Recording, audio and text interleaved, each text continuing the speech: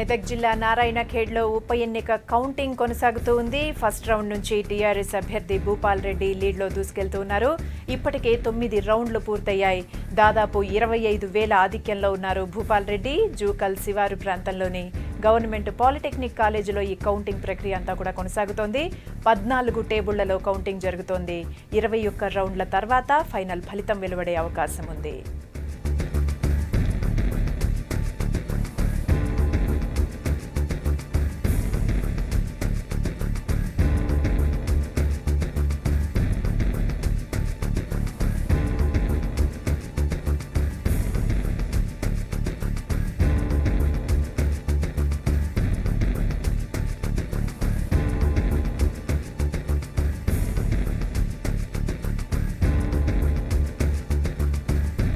మొత్తం మీద counting centre దగ్గర టైట్ సెక్యూరిటీని ఏర్పాటు చేశారు అధికారులు. కౌంటింగ్లో 126 మంది ఉద్యోగులు పాల్గొన్నారు. ప్రతి టేబుల్ దగ్గర ఒక మైక్రో అబ్జర్వర్ కూడా ఉన్నారు. సీసీ కెమెరాల నిఘా మధ్య మొత్తం ఈ కౌంటింగ్ ప్రక్రియ అంతా కూడా కొనసాగుతోంది. టీఆర్ఎస్, కాంగ్రెస్, టీడీపీ అభ్యర్థులతో పాటు మరోవైపు 5 ఇండిపెండెంట్ క్యాండిడేట్స్ కూడా బరిలో ఉన్నారు.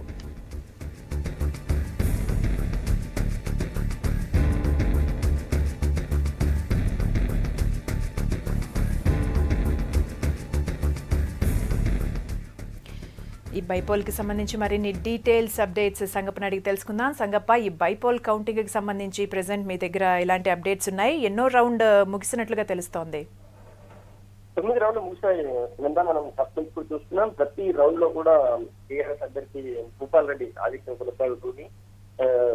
మనం ప్రతి ఫస్ట్ రౌండ్ నుంచి ఆధిక్యం రావడం సాధన చేసుకుని ఉన్నాం. మనం 9 రౌండ్ వరకు వచ్చేసరికి 24,530 ఓట్ల మెజార్టీ లీడ్ గా కనిపిస్తుంది ఇప్పుడు. అయితే సో 16 కౌంటింగ్ నడుస్తుంది ఇప్పుడు. మొత్తం 21 రౌండ్లలో దాదాపు సగం కొద్ది తక్కువ, 1-2 రౌండ్లు తక్కువ సగం అయింది అనుకోవచ్చు. ఇంకా 12 రౌండ్లు ఉన్నాయి.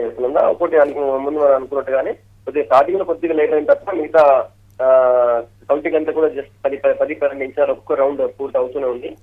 ఇంకో ఇదే కొనసాగితే ఖచ్చితంగా ఇంకో ఈ గంటలో పూర్తిగా ఫలితాలు వచ్చేటువంటి అవకాశం స్పష్టంగా ఉంది సునంద. ఇక రిజల్ట్ మనం విశ్లేషించినట్టయితే మనం చూస్తున్నాం ఫస్ట్ నుంచి కూడా ఈ ఆధిక్యం కొనసాగుతుంది. ఇదే కంటిన్యూ అయ్యేటువంటి అవకాశం కూడా ఉందేమో చెప్పలేము. ఎందుకంటే ఎప్పుడు కూడా ఇక్కడ కూడా ఏ రౌండ్ లో కూడా కాంగ్రెస్ అభ్యర్థి కానీ టీడీపీ అభ్యర్థి కానీ ముందుకు రాలేదు. ఇది ఇప్పుడు మన 9th రౌండ్ చూసినట్టయితే 9th రౌండ్ లో టీఆర్ఎస్ అభ్యర్థికి 39,509 ఓట్లు వచ్చాయి. కాంగ్రెస్ అభ్యర్థికి 14,979 ఓట్లు వచ్చాయి. టీడీపీ అభ్యర్థికి 7,758 ఓట్లు వచ్చాయి. గతంలో గతంలో జరిగినటువంటి 2014 ఎలక్షన్ కానీ అంతకుముందు 2009 ఎలక్షన్ చూసినట్టయితే కూడా అప్పుడు టీడీపీ తర్వాత టీఆర్ఎస్ అభ్యర్థి, ముఖ్యంగా 2009 లో టీఆర్ఎస్ అభ్యర్థి ముందుకు వచ్చారు. 2009 లో టీఆర్ఎస్ అభ్యర్థి పేరుకుండేది. అంటే టీఆర్ఎస్ టీడీపీ కూడా కాంగ్రెస్ అభ్యర్థికి దగ్గరలో ఉండేవాళ్ళు. 9 చూసినా 14 చూసినా కూడా అప్పుడు కూడా ఈ ముగ్గురే అభ్యర్థులు ఉండేవాళ్ళు. అంటే ఇప్పుడు కిషోరెడ్డి ప్లేస్ లో ఆయన కొనుక్కున్నారు. అంతకుముందు కిషోరెడ్డి ఉండేవారు.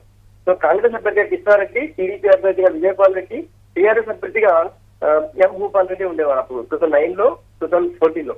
ఇప్పుడు కాంగ్రెస్ నుంచి కిషోరెడ్డి కొడుకు మా సిట్టింగ్ మాజీ ఎమ్మెల్యే ఎవరైతే చనిపోయారో ఆయన కొడుకు సంజీవ్ రెడ్డి ఉన్నారు.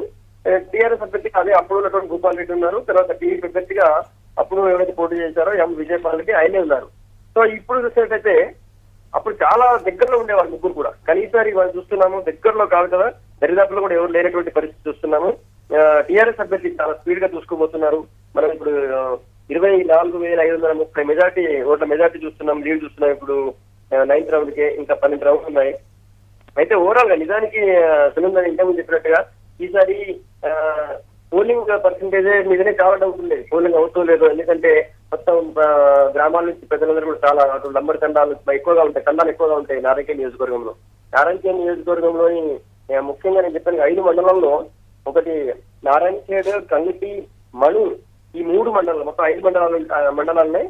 అందులో ఈ 3 మండలాల్లో తండాలు ఎక్కువగా ఉంటాయి, గిరిజన తండాలు ఎక్కువగా ఉంటాయి. ఈ గిరిజన తండాల్లో దాదాపు అన్ని తండాలు కూడా 80% పైగా గిరిజనులు వలస వెళ్ళిపోయినారు. ఇప్పుడు ఆల్రెడీ వాళ్ళు జనవరి, ఫిబ్రవరిలో వలస వెళ్ళారు.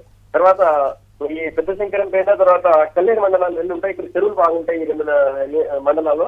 ఇక్కడ కూడా పంటలు లేక ఇక్కడ నుంచి కూడా గ్రామాల నుంచి కన్నా తక్కువ ఉన్నప్పటికీ గ్రామాల్లో ఉన్న ప్రజలు కూడా వలస వెళ్ళిపోయినారు. ఈసారి పోలింగ్ ఎట్లా ఉంటుందో అని నిజానికి జిల్లా కలెక్టర్ తర్వాత ఆర్డీఓ వాళ్ళందరూ కూడా చాలా ఆందోళన చెందారు, వాళ్ళు భయపడ్డారు.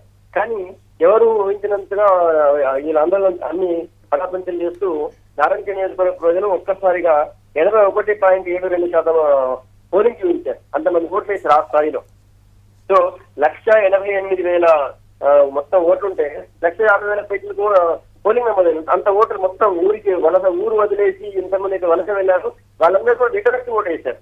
సో ఇదే గతంతో పోలిస్తే దాదాపు 5-6% పెరిగిందంటే అది ఎటు ఉంటుంది, ఎవరికి ఉండొచ్చు, అది ఏమైనా సింపతి ఉంటుందా? కిషన్ చనిపోయారు కాబట్టి మాజీ ఆయన మీద సింపతి ఉంటుందా, లేదా ఇప్పుడు అధికార పార్టీ అభివృద్ధిని నిరాంతం ఉంటుంది కదా, మరి అభివృద్ధి ఓటేస్తారని చెక్ చేయండి. కానీ మనం చూస్తున్న ఇప్పుడు దాదాపు సగానికి దగ్గరలో ఉంది పోలింగ్ కౌంటింగ్. కాబట్టి చూస్తున్నట్టయితే పూర్తిగా వలస వెళ్ళిన వాళ్ళందరూ ఓటేయడం, జాతరకు వచ్చిన వాళ్ళు కూడా అందరూ జాతర మధ్యలోనే క్యాన్సిల్ చేసుకుని వచ్చిన వాళ్ళందరూ కూడా చూస్తున్నట్టయితే వాళ్ళందరూ పూర్తిగా టీఆర్ఎస్ కి ఇప్పటి వరకు మనం కౌంటింగ్ చూస్తున్నంత వరకే టీఆర్ఎస్ ఓటేసినట్టు కనిపిస్తుంది.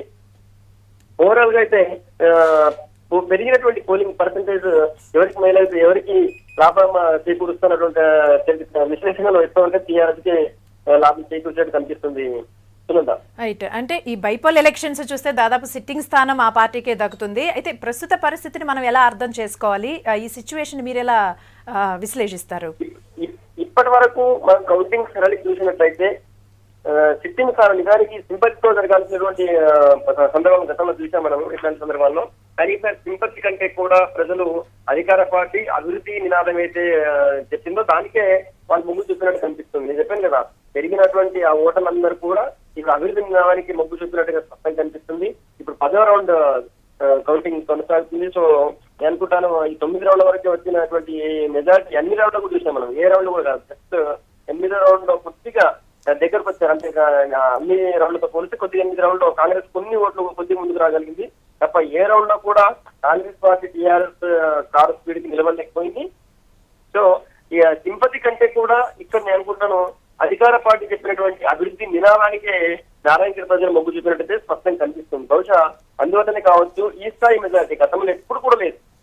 నారాయణఖేడ్ నియోజకవర్గంలో ఇప్పటి వరకు ఎప్పుడు కూడా ఈ స్థాయి మెజారిటీ చూడలేము మనం గతంలో ఒకవేళ 80s లో చూస్తే కూడా అప్పుడు శివరాజ్ శెట్టి గారు, ఎం వెంకటరెడ్డి అని ఇద్దరు కాంగ్రెస్ టీడీపీ అభ్యర్థులు ఉండేవారు. అప్పుడు శివరాజ్ శెట్టి గారు ఎం వెంకటరెడ్డి ఒకసారి గెలిచారు, శివరాజ్ శెట్టి గారు 2సారి గెలిచారు. అంతకన్నా ముందు అప్పారావు శెట్టి గారు ఉండేవారు. అప్పుడు కూడా ఈ స్థాయి మెజార్టీ ఎప్పుడు ఉండేది కాదు. అప్పుడు కూడా తన దగ్గర గట్టిగా పోటీ పడేవాళ్ళు, ఇద్దరు ప్రత్యర్థుల మధ్య గట్టి పోటీ ఉండేది. కానీ ఈసారి అట్లాంటి పోటీ ఎక్కడ కనిపించట్లేదు. అప్పారావు శెట్టి గారు చూసినా, లేకపోతే శివరాజ్ శెట్టి గారు చూసినా, లేకపోతే ఎం వెంకటరెడ్డిని చూసినా, అప్పుడు గతంలో ఎమ్మెల్యేలుగా చేసిన వాళ్ళకి ఎప్పుడు కూడా ఈ స్థాయి మెజార్టీ రాలేదు. కేవలం 2009లో జస్ట్ అప్పుడు కొద్దిగా, అంటే అప్పుడు మొన్న 15,000 పైసలకి వస్తే 20,000 పైసలకి ఏదో మెజార్టీ ఇచ్చింది అంతే. కానీ ఒకసారి మనం చూస్తున్నట్టు ఇప్పుడు జస్ట్ మనం 9వ రౌండ్ పూర్తయ్యే వరకే 6 మెజార్టీ చూస్తున్నాం, 24,000 మెజార్టీ చూస్తున్నాం. కాబట్టి నేను అనుకుంటా ఇదే మెజార్టీ కొనసాగితే ఇది బహుశా నేను నారాయణఖేడ్ నియోజకవర్గ ఎన్నికల్లోనే ఒక రికార్డుగా మిగిలిపోయే అవకాశం ఉంటుంది. యాక్చువల్ గా ఎక్కడ ఉప ఎన్నిక వచ్చినా కూడా సెంటిమెంట్ ఎక్కువగా వర్కౌట్ అవుతూ ఉంటుంది. ఈ ఎన్నిక చూస్తే ఇక్కడ ఎందుకు సెంటిమెంట్ వర్కౌట్ కాలేదు? అంటే మీరు అన్నట్టు అభివృద్ధి కాకుండా ఇంకా ఏ అంశాలు దోహదం చేస్తున్నాయి? బహుశా నేను అనుకుంటాను వస్తున్నా, ఆయన వరుసగా 4 సార్లు గెలిచారు కిషారెడ్డి. సో పటోల కిషారెడ్డి 4 సార్లు వరుసగా ఎమ్మెల్యే కావడం, తర్వాత ఈసారి దానికి భిన్నంగా రాష్ట్రం అంతా అధికార పార్టీ హవా కొనసాగుతుండడం. అంతకంటే ముందు ఈ ఎన్నికల కంటే జస్ట్ కొన్ని రోజుల ముందే హైదరాబాద్ ఎన్నికలు జరిగాయి, జిహెచ్ఎంసీకి సంబంధించి అలా రిజల్ట్ కూడా వచ్చింది. సో వరంగల్ ఎన్నికల ప్రభావం హైదరాబాద్ మీద ఉందని అనుకున్నాం మనం ఎట్లా. సో అట్లాగే జిహెచ్ఎంసీ ఎన్నికల్లో ఒక్కసారిగా భారీ మెజారిటీ 99 స్థానాలు హైదరాబాద్ లో టీఆర్ఎస్ కైవసం చేసుకోవడంతో నేను నారాయణఖేడ్ నియోజకవర్గ ప్రజలు చాలా ఎక్కువగా వలసపోయిన దాంట్లో అంత హైదరాబాద్ కి ఎక్కువ వస్తారు. నారాయణఖేడ్ నియోజకవర్గంలో ఉన్నటువంటి 5 మండలాల్లోని దాదాపు ప్రతి గ్రామం నుంచి కూడా హైదరాబాద్ లో ఇక్కడ అక్కడ నుంచి వచ్చిన గ్రామస్తులు ఇక్కడ ఉంటారు, వలస ఉంటారు. సో మీరు హైదరాబాద్ లో ఉన్నటువంటి ఎలక్షన్ చూసి ప్రభావితులని అయినట్టు, లేదా నారాయణఖేడ్ నియోజకవర్గంలో ఈ 3-4 నెలల నుంచి జరుగుతున్నటువంటి అభివృద్ధి పనులు కూడా కావచ్చు. ఈ అన్ని అంశాల ప్రభావానికి బహుశా నారాయణఖేడ్ ప్రజలు ఇన్ఫ్లుయెన్స్ అయింది. ఎందుకంటే చెప్తున్నా కదా, హైదరాబాద్ ఎన్నికల ప్రభావం ఎక్కువగా ఉంటుంది. ఎందుకంటే మొత్తం అక్కడ ఉన్నటువంటి గిరిజనులు, మన 3 మండలాల్లో ఉన్నటువంటి గిరిజనులంతా ఎక్కువగా హైదరాబాద్ కి వలస వస్తారు. తర్వాత ఈ 2 మండలాల్లో ఉన్నటువంటి రైతులు, ఇప్పుడు వర్షాలు లేక రైతులందరూ కూడా హైదరాబాద్ కి వలస వచ్చిన వాళ్ళు ఉన్నారు. సో హైదరాబాద్ లో ఉన్నారు, హైదరాబాద్ లో ఉన్నటువంటి ఎలక్షన్ చూశారు కాబట్టి వాళ్ళు ఖచ్చితంగా దాని ప్రభావం ప్రభావాలు లోనే ఉంటాయని స్పష్టం కనిపిస్తుంది. సునంద, బహుశా హైదరాబాద్ ఎన్నికల ప్రభావమే నారాయణఖేడ్ ఎన్నికల మీద కూడా చూపించిందనేది స్పష్టంగా తెలుస్తుంది. సునంద, రైట్. అంటే ఓవరాల్ గా చూస్తే ఈ పోలింగ్ పర్సెంటేజ్ పెరగడానికి కూడా ఇదే ప్రధాన కారణం అయి ఉంటుంది కదా? ఖచ్చితంగా అయి ఉంటుంది. దానికి ఎక్కువ మంది ప్రజలు వలస వెళ్ళినారు నియోజకవర్గం నుంచి అంటే ఆ నియోజకవర్గంలో పోలింగ్ తక్కువ అవుతుంది. అందులో బై ఎలక్షన్ మీద ఆసక్తి కూడా తక్కువ ఉంటుంది. సునంద, గతంలో మనం చూసినట్టయితే కూడా జనరల్ ఎలక్షన్ లో ఏదైతే పోలింగ్ పర్సెంటేజ్ ఉంటుందో అదే బై ఎలక్షన్ వచ్చే వరకే ప్రజల్లో ఆసక్తి తగ్గిపోతుంది, కొద్దిగా అనాసక్తి ఉంటుంది. వాళ్ళు మళ్ళీ ఎలక్షన్ వచ్చింది, మళ్ళీ పోయి ఊరికి పోయిన వాళ్ళు, దూరం వలస పోయిన వాళ్ళు వాళ్ళందరూ వచ్చి ఓటేసి పరిస్థితి తక్కువగా ఉంటుంది. కానీ ఈసారి వలస పోయిన వాళ్ళందరూ కూడా తిరిగి వచ్చారు. బై ఎలక్షన్ జనరల్ ఎలక్షన్ కంటే కూడా బై ఎలక్షన్ లో పోలింగ్ పర్సెంటేజ్ పెరిగింది. అంటే ఒక రకంగా నియోజకవర్గ ఓటర్లలో చైతన్యం పెరిగింది అనుకోవచ్చు. నియోజకవర్గ ఓటర్లు ఈసారి తమదైన మార్క్ చూపించాలి ఈ రిజల్ట్ లో అనుకుని ఉండొచ్చు. అందుకే వాళ్ళందరూ కూడా ఓటేసారు అనుకోవచ్చు. రైట్. Thank you Sangappa.